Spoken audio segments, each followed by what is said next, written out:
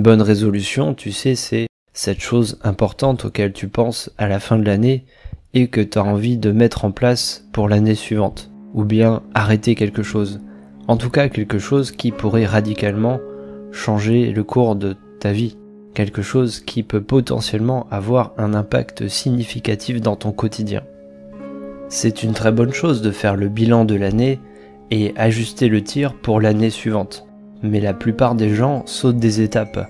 Ils se contentent simplement, au moment de trinquer leur flûte de champagne, au jour de l'an, à minuit, ils pensent à un truc qu'ils voudraient changer pour l'année suivante. Et ils décident simplement que ce sera leur bonne résolution. Sauf que c'est souvent plus facile à dire qu'à faire, et la volonté ne se transforme pas toujours en détermination. Il y a du positif dans cette démarche. C'est bien de prendre conscience des choses qui ne vont pas et d'essayer de les changer. Mais il y a également des choses qu'il faudrait corriger dans cette façon de faire, afin que ça soit vraiment efficace et que ça mène à des résultats qui sont concluants.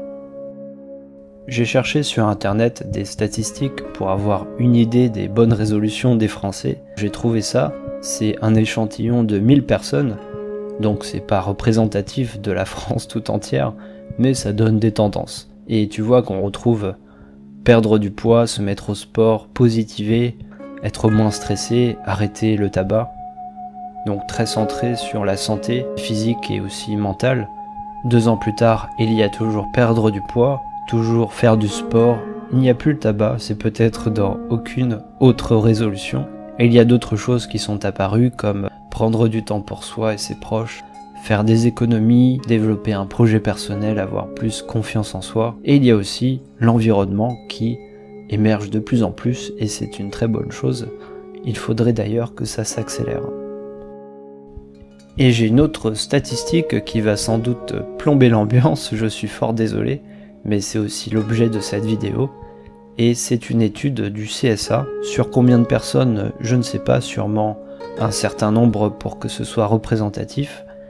Et la question qui a été posée, c'est quelle bonne résolution prise en janvier 2016 avez-vous tenue ? 11% des personnes ont répondu toutes, 45% ont répondu certaines et 44% ont répondu aucune. Ça veut dire qu'à la fin de l'année 2016, il n'y a seulement que 11% des personnes interrogées qui ont réussi leur challenge, qui ont réussi leur résolution, qui ont été satisfaites à la fin de l'année d'avoir réussi ce qu'ils avaient prévu. Donc maintenant, tu te poses sûrement la question, mais pourquoi est-ce que, en général, on loupe ces résolutions ? Pourquoi est-ce qu'il y a tant d'échecs ? Une première réponse, c'est le fait de prendre trop de résolutions. Si tu regardes le graphique précédent, si tu ne prends qu'une seule résolution, tu vois bien que tu ne feras pas partie des 45% qui n'en réalisent que certaines. Si tu n'en as qu'une et que tu la réalises, tu auras réalisé toutes tes résolutions. Une seule, mais au moins tu l'auras faite. Ou alors tu feras partie des gens qui ne réaliseront aucune de leurs résolutions. Mais si tu t'es concentré et si tu as agi pour faire en sorte qu'elles se réalisent, tu auras quand même avancé et sans doute que l'année prochaine, tu vas y arriver. Donc, première réponse à cette question, pourquoi tant d'échecs ? Trop de résolutions. Et la solution, c'est de réduire le nombre de ces résolutions. Concentre-toi sur les plus importantes et idéalement la plus importante. Deuxième réponse à cette question, pourquoi tant d'échecs ? C'est le fait de prendre des résolutions qui sont trop grosses et de se tenir face à cette montagne et de ne pas avoir la conviction que c'est possible de l'escalader et d'arriver tout en haut. Peut-être qu'il vaudrait mieux que tu prennes une petite résolution pour être sûr de l'atteindre, peut-être la moitié de la montagne, et l'année prochaine, tu t'attaqueras au sommet. Troisième réponse à cette question « Pourquoi tant d'échecs ?», c'est le fait de ne pas avoir de méthode. C'est-à-dire que tu as une vision de là où tu veux aller, mais tu n'as pas une vision du chemin que tu dois emprunter pour y arriver. Et peut-être que si tu avais un plan de bataille, tu saurais comment démarrer, et ensuite, une fois que tu as démarré, et que tu es sûr que tu avances dans la bonne direction, c'est beaucoup plus facile de continuer à avancer. Ce sont les 3 raisons que j'ai le plus retrouvées dans les articles que j'ai lus. Tu vois que ça tourne beaucoup autour de la motivation. Il y a une autre raison que je n'ai lue nulle part, mais pour moi, ça joue beaucoup dans le fait qu'il y ait autant d'échecs. C'est ma conviction, je n'ai pas de preuves sur ça, mais je pense que c'est important que tu en sois conscient. Que tu sois conscient que, généralement, les gens, ils loupent leurs résolutions. Et c'est tout bête, mais si c'est dans les mœurs que les résolutions, on les loupe, alors c'est un peu se tirer une balle dans le pied que de prendre une bonne résolution sur quelque chose qui est important. Il vaudrait mieux plutôt la considérer comme un objectif, comme un but, et pas comme une résolution qu'on prend le jour de l'an comme tout le monde qui, habituellement, loupe leur résolution. J'ai trouvé une autre statistique qui date de 2007. C'est une étude menée par Richard Wittman de l'université de Bristol.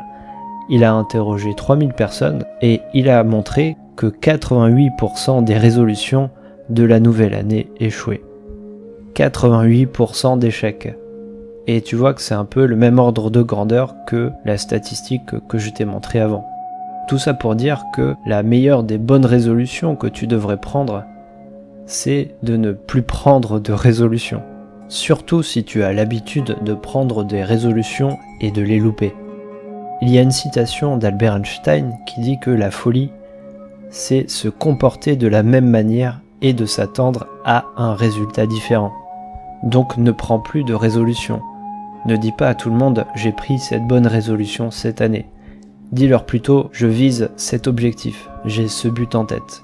Mais pas résolution. Supprime ce mot de ton esprit parce que c'est ma conviction, j'ai pas de preuves sur ça encore une fois, mais ma conviction c'est que dans l'inconscient collectif, le mot résolution, il va souvent de pair avec le mot échec. Donc si tu veux maximiser les chances de réussir, supprime ce mot résolution de ton vocabulaire et dis plutôt j'ai ce but, j'ai cet objectif.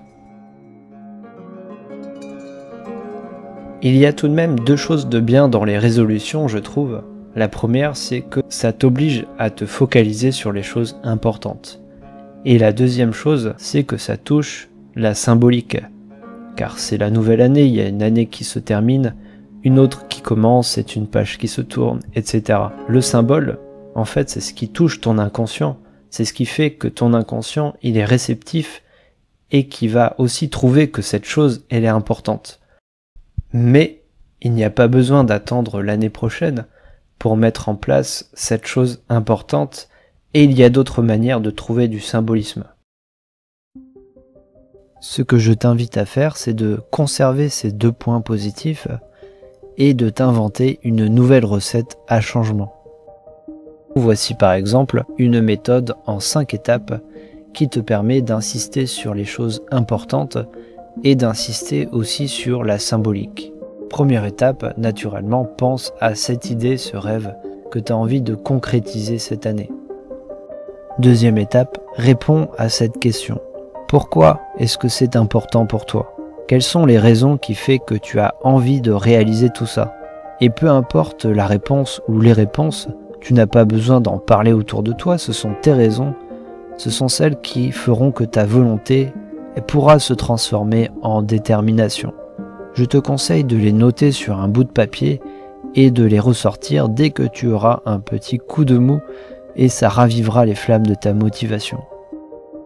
Troisième étape, choisis une date de départ symbolique.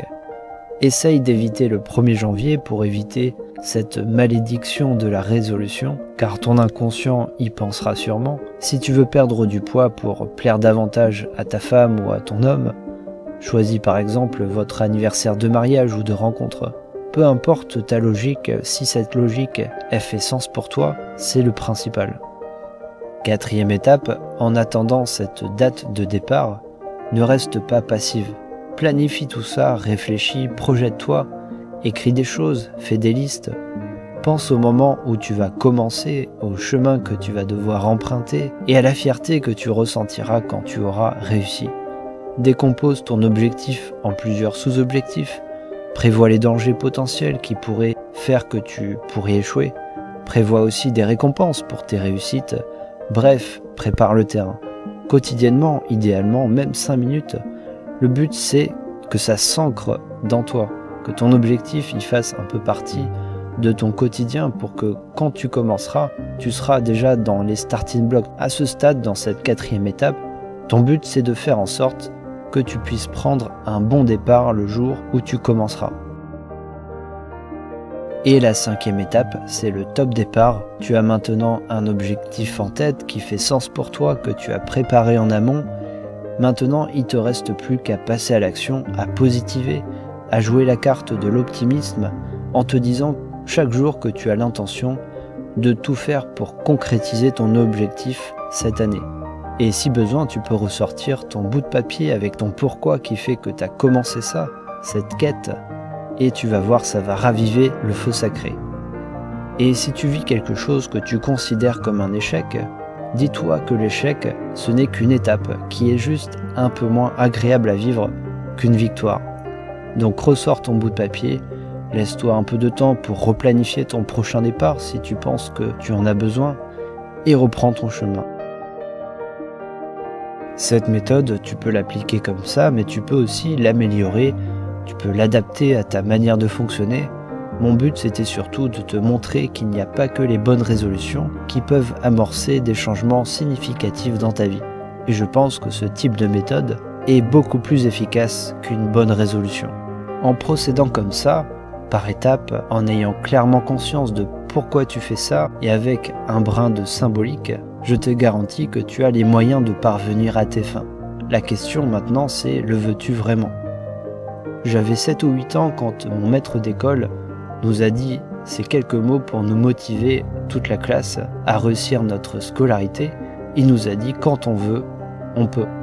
Je vais te faire une confidence, je dois la plupart de mes réussites à ces quelques mots. Si tu le veux vraiment, tu peux le faire. Walt Disney, il a dit quelque chose d'assez similaire. Il a dit quand on peut le rêver, on peut le faire. Pour cette année, je te souhaite le meilleur, je te souhaite bon courage, je te souhaite de réussir à accomplir ce but, cet objectif, cette quête qui peut radicalement changer ton quotidien, ta vie. N'oublie pas que la détermination finit toujours par payer. Évite juste, s'il te plaît, de te tirer une balle dans le pied avec ces résolutions de la nouvelle année.